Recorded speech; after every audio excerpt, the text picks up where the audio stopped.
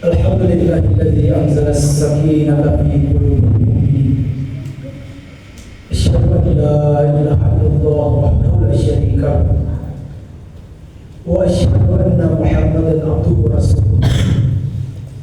Allahumma salli wa barik ala sayyidina Muhammadin wa ala alihi wa ashabihi wa man tabi'ahum bi ihsan ila yaumil qiyamah. Wa ya ayyuhal muslimun ittaqullah haqqa tuqatih wa la tamutunna illa wa antum muslimun. Qala Allah Ta'ala fil Qur'anil Karim, a'udzu billahi minasy syaithanir rajim. Ya ayyuhalladzina amanu taqullaha haqqa tuqatih wa la tamutunna illa wa antum muslimun. Ma'asyiral muslimin wa zumratul mu'minin rahimani wa rahimakumullah. Pada kesempatan yang mulia ini, izinkan hati berwasiat kepada diri pribadi dan keluarga, dan umumnya kepada jamaah yang sempat hadir masjid yang mulia ini. Marilah kita senantiasa meningkatkan kualitas keimanan dan ketakwaan kita kepada Allah Subhanahu wa Ta'ala. Takwa dalam arti yang sebenarnya, melaksanakan segala perintah-perintah Allah Subhanahu wa Ta'ala dan kemudian menjauhi segala apa yang menjadi larangan. Karena dengan takwa kita kemudian memperoleh kebahagiaan, kita kemudian memperoleh kemuliaan, baik kemuliaan di dunia, lebih lagi Allah insya Allah akan memuliakan di akhirat nanti. Karena dengan takwa Allah Subhanahu wa Ta'ala memudahkan segala urusan-urusan kita. Bahkan Allah Subhanahu wa Ta'ala berpesan kepada kita semua, janganlah kita mati melainkan dalam keadaan takwa, wala tamutunna illa wa antum muslimun. Mudah-mudahan Allah Subhanahu wa Ta'ala mewafatkan kita semua dalam keadaan takwa dan keadaan husnul khatimah. Amin. Amin ya rabbal alamin. Pada kesempatan yang mulia ini, hati menyampaikan khutbah yang berjudul mewaspadai su'ul khatimah. Dikisahkan dari baginda Rasulullah sallallahu alaihi wasallam bahwasanya innar rajul la ya'malu zaman at-tawila bi amali ahli jannah thumma yuhtamu lahu amaluhu bi amali ahli nar wa innar rajul la ya'malu zaman at-tawila bi amali ahli nar thumma yuhtamu lahu amali bi amali ahli jannah. Ada orang yang benar-benar beramal dalam waktu yang lama dengan amalan ahli surga, kemudian amalnya ditutup dengan amalan ahli neraka. Dan ada orang yang benar-benar lakukan amalan ahli neraka dalam waktu yang begitu lama, kemudian amalnya ditutup dengan amalan ahli surga. Hadis riwayat Muslim.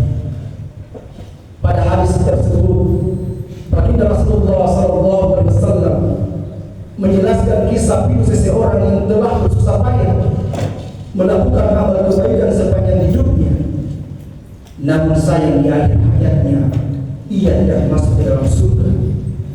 Sebaliknya ia masuk ke dalam neraka. Inilah yang disebut dengan kiamat dengan su'ul khatimah, akhir kehidupan yang kedua. Sebaliknya ada seseorang yang sepanjang usianya melakukan perbuatan dosa dan maksiat, bahkan jarak dirinya dengan neraka begitu dekat, namun takdir berkata lain. ia melakukan amal perbuatan baik di akhir usianya, akhirnya ia masuk dalam surga Allah Subhanahu wa taala.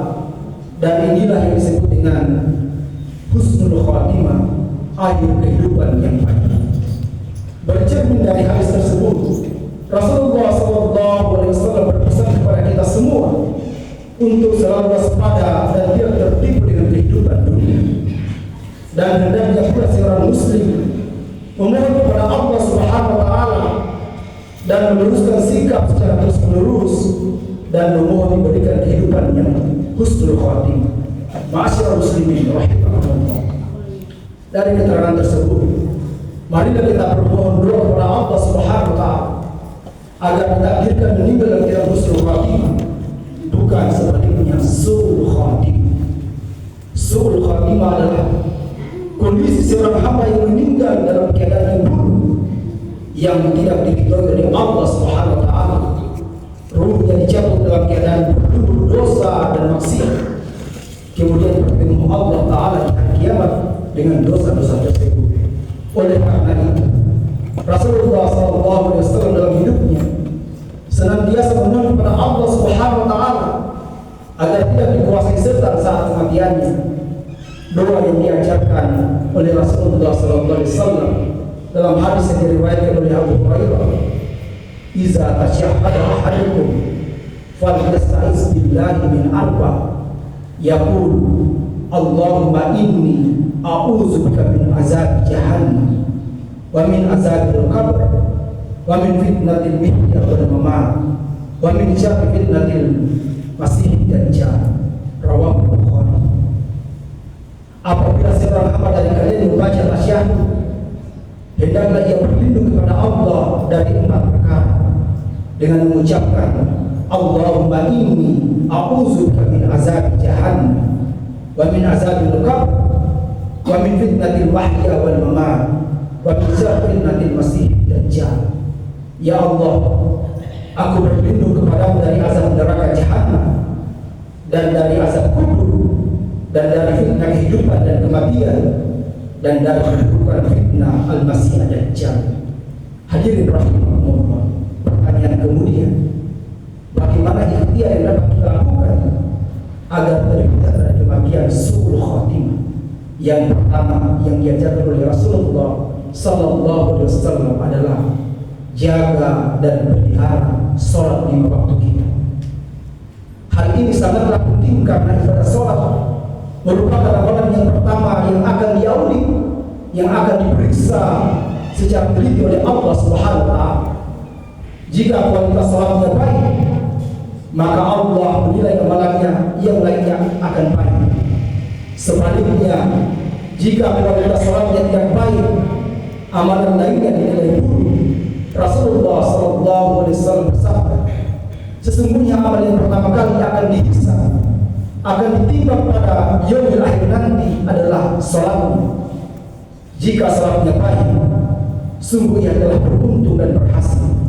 Dan jika salatnya rusak, sungguh ia telah gagal dan rugi. Hadis riwayat Tirmizi. Untuk itu, pastikan kita selalu menjaga kualitas salat 5 waktu kita pada keadaan seperti apapun.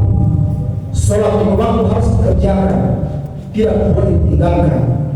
Memang bagi yang belum terbiasa menjaga salat 5 waktu itu, salat terasa berat karena setan dan iblis tahu dan paham betul tentang dahsyatnya pahala melaksanakan salat 5 waktu.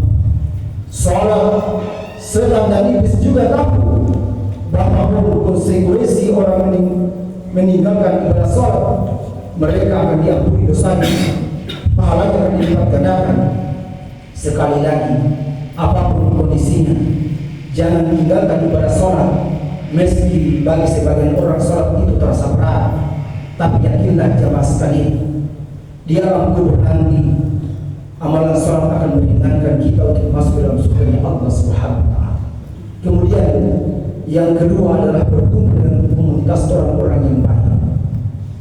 Hal ini sangat penting agar kualitas iman terjaga dan terus bertambah. Sebaliknya, jika kita bergaul atau berkumpul dengan orang-orang yang suka membicarakan kebatilan, pelan tapi pasti jiwa dan raga akan terpengaruh. oleh keburukan. Rasulullah mengingatkan kepada kita semua, orang yang mengingatkanmu kepada Allah ketika melihatnya, menambah ilmu ketika ia berbicara, dan mengingatkanmu pada akhir ketika ia beramal. Berdasarkan dengan keterangan tersebut, beruntunglah jika kita punya sahabat yang selalu mengingatkan kepada kebaikan, menambah ilmu ketika berbicara, dan selalu mengingatkan kita